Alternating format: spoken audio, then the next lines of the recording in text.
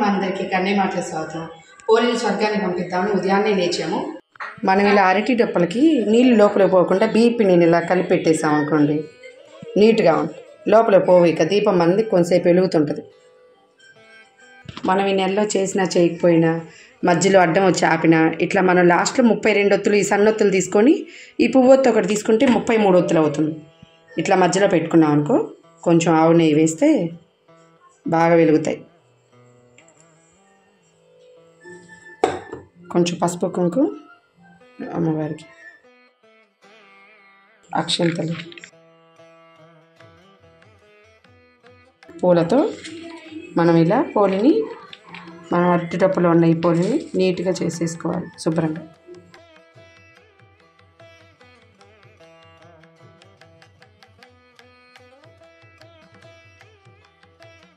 దీపారాధన చేసి తులసి దగ్గర కూడా చేసేసి మొత్తం ఇవి ఇలా రెడీ చేసేసుకున్నాం. ఇట్లా అరటి డప్పలు తీసుకొచ్చేసి మనం నీళ్ళల్లో వదులుతాం కదా, ఇలా రెడీ చేసేసాము. మా పాప కూడా ఉంది అందుకని 2 చేసాము. వీటికి ఇట్లా పసుపు కుంకుమ రాసి అన్నీ రెడీ చేసి ఇవి ఉన్నాయి చూడండి డొప్పలు. అరటి డొప్పలకి మనం ఎట్లా నైవేద్యానికి బియ్యపిండి సలిపిండి చేస్తాం కదా, బియ్యపిండితో పెసరపప్పు నైవేద్యంగా పెట్టిన పిండిని వేరుగా చేసి ఇట్లా వీటికి అట్లా కొంచెం కలుపుకొని పెడితే నీళ్ళు లోపలికి రాకుండా మనం వదిలే ఈ పోలి కొంచెం సేపు బాగా వెలుగుతుంది అన్నమాట.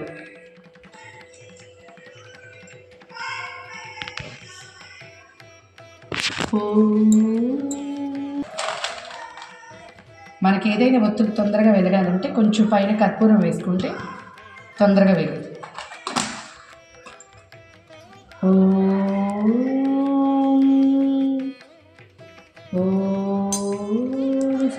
విష్ణు సస్వర్ణ చతుర్భుజం ప్రశ్నాధనం జాయ సర్వ విఘ్న ప్రశాంతి. ఇవి 32 ఒత్తులు అండి, సన్నొత్తులు. ఒక పువ్వొత్తి 33 ఒత్తులు మొత్తం కలిపి మనం దీనిని పోలిని స్వర్గాన్ని పంపుతాం. పోయిరావమ్మ పోలెమ్మ చల్లంగా వెళ్ళమ్మ పోలెమ్మ, పసుపు కుంకాలు ఇవ్వమ్మ పోలెమ్మ.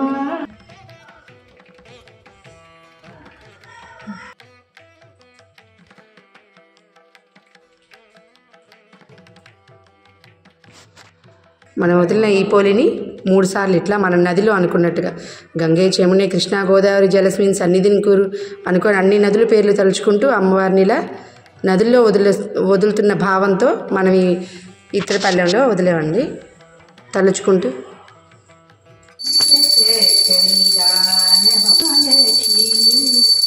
ఎప్పుడు హరివురమేల తల్లి మా ఇంటికి ఒక పరిరా హరివురమేల గాజుల వాయనగిచ్చి కొలిచేమమ్మ పసుపు కుంకుమల పూల గాజుల వాయనమిచ్చి కొలిచేమమ్మ వాయనమిచ్చి కొలిచేమమ్మ.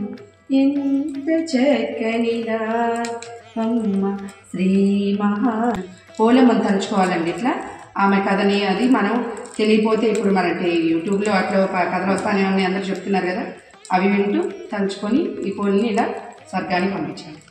వాటి కొంచెం ఇట్లా అటు ఇటు బియ్యపిండి పెట్టుకుని నీట్గా చివరి వరకు వెళ్తుంది.